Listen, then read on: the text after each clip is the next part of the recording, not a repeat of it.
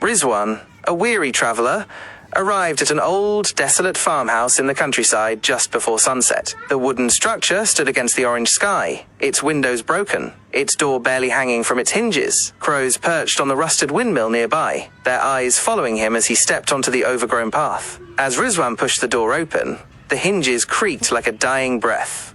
The air inside was thick with dust, and the faint smell of something rotten lingered. Shadows stretched unnaturally along the walls, and from the farthest corner he swore he heard whispers, soft, beckoning.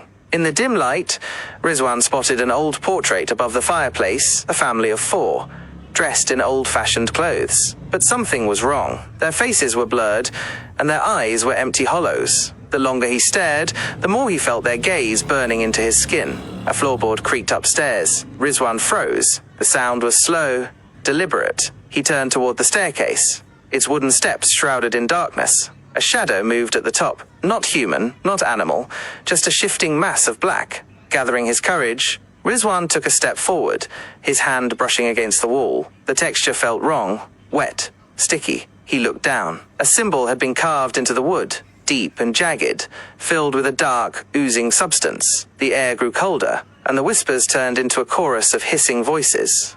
The whispers led him to a door that wasn't there when he entered. It was old, rotting, and locked with chains. Something scratched from the other side, slow and deliberate. A raspy breath echoed through the cracks. Against all reason, Rizwan touched the door. The moment his fingers met the surface, the chain snapped, and the door burst open. A wave of darkness poured out, carrying an unbearable stench. Inside, a figure crouched, its body twisted, its face an empty void. It let out a sound, a guttural, bone-chilling moan. Rizwan turned and ran. He bolted through the house, out into the night. The fields stretched endlessly before him, but the thing followed. It moved without sound, gliding unnaturally. The crops withered as it passed, the sky above turning pitch black. Rizwan tripped and fell. When he looked back, the farmhouse was gone. No door, no portrait, no whispers, just an empty field. The air was still, but deep inside, he knew it wasn't over. The whispers would follow.